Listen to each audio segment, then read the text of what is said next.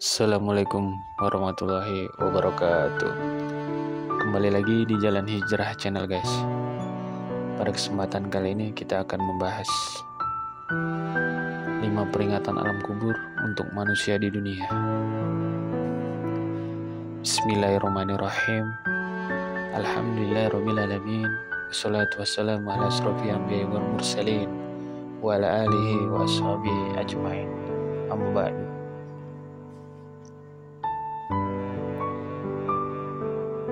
Segala puji bagi Allah Tuhan semesta alam. Rahmat dan kesempatan semoga terlimpah atas paling mulianya Nabi dan Rasul, juga atas keluarga dan para sahabat, serta kepada yang mengikuti mereka dalam kebenaran sampai akhirat, adapun setelahnya.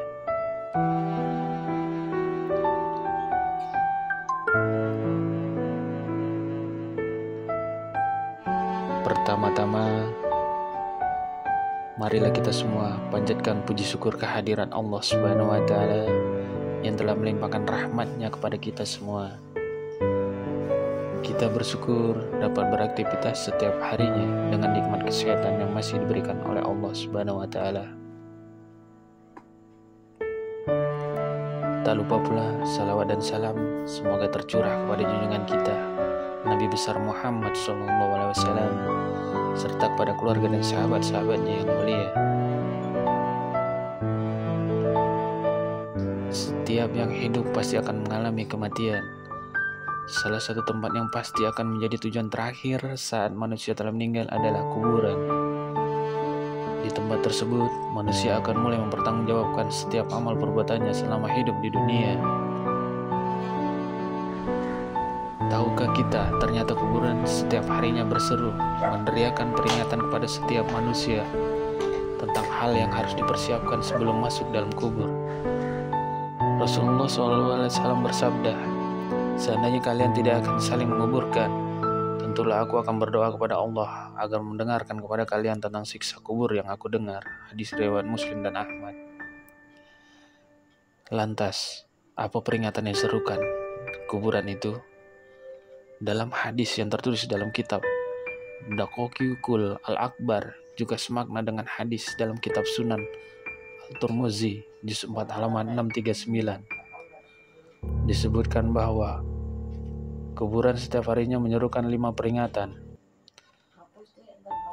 Aku ini adalah tempat kesendirian, oleh karena itu maka engkau carilah teman yang akan menemani nanti, yaitu bacaan Al-Quran. Aku adalah 4 yang sangat gelap, maka terangilah saya dengan sholat malam. Aku adalah tempat yang penuh oleh tanah, maka bawalah alas tidurmu, yakni amal soleh. Aku adalah sarangnya ular-ular, maka bawalah racun ular-ular itu dari muka bumi, yaitu bacaan Bismillahirrahmanirrahim. Aku adalah tempatnya malaikat mungkar dan nangkir bertanya, maka perbanyaklah membaca la ilaha illallah Muhammadur Rasulullah agar engkau bisa menjawab pertanyaan malaikat mungkar dan nangkir. Hadis riwayat Tirmizi. Yang pertama, carilah teman yang akan menemanimu di alam kubur. Alam adalah tempat yang sunyi dan sepi, tak ada seorang pun dari sana, baik dari sanak saudara yang masih hidup mau menemani. Bagi orang-orang yang gemar membaca Al-Quran, akan menemaninya di alam kubur sampai ia dimasukkan ke dalam surga. Dalam suatu riwayat diceritakan, Al-Bazar dalam kitab Lali Masnunah menjelaskan bahwa jika seorang meninggal dunia ketika orang-orang sibuk dengan kain kafan dan melakukan segala persiapan untuk penguburan di rumah, tiba-tiba datang seorang yang sangat tampan berdiri di kepala mayat ketika kain kafan mulai dipakaikan. Ia berada di antara dada dan kain kafan.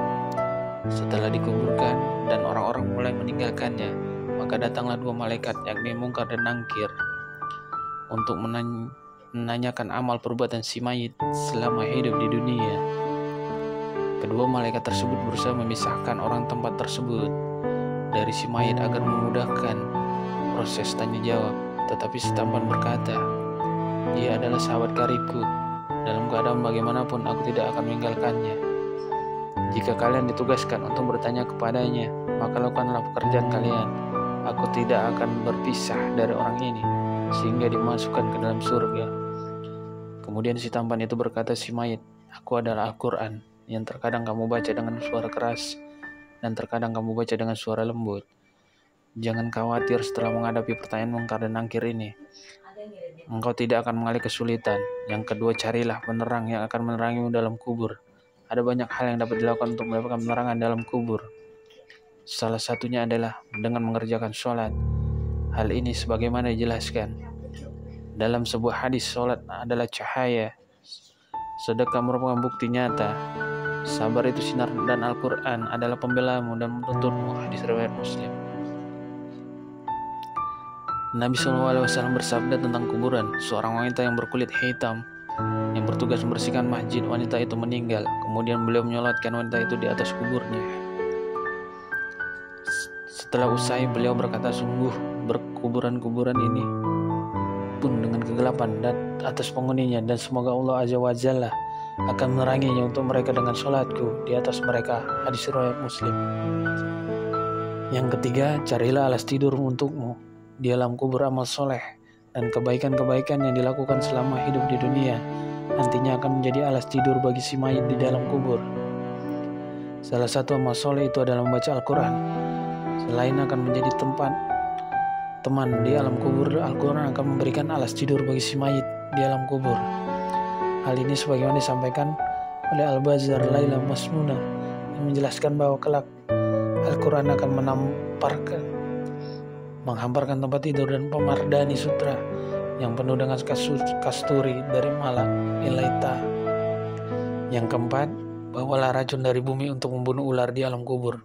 Bagi orang-orang yang beriman, racun untuk membunuh ular di alam kubur itu adalah bacaan Bismillahirrahmanirrahim. Dengan membaca Bismillahirrahmanirrahim, berarti seseorang telah menghambakan diri sepenuhnya kepada Allah. Dan ular penyiksa dalam kubur itu bernama ular dini. Kemudian siksaannya sebagaimana dijelaskan dalam sebuah hadis dari Abdullah bin Abi Mulaika berkata, saya mendengar Aisyah radhiyallahu anha berkata, orang-orang kafir akan disiksa sedih di kuburnya dengan dicabik-cabik oleh ular ganas yang botak. Lalu ular tersebut memakan orang itu dari kepala hingga kakinya. Kemudian orang itu kembali dibentuk semula. Setelah itu dimakan lagi orang itu dari arah kaki sampai kepalanya. Lalu orang itu dikembalikan ke bentuk semula. Lalu ular itu memakan lagi dari arah kepala hingga sampai kakinya. Begitu seterusnya. Hadis riwayat Ibnu Abi Thalib. Yang kelima, berbanyak-banyak bacaan kalimat tauhid. Dengan memperbanyak bacaan kalimat tauhid la ilaha illallah Muhammadur Rasulullah, meresapi dan memahami maknanya, maka hal tersebut dapat mempermudah mayat dalam menjawab pertanyaan malaikat di alam kubur.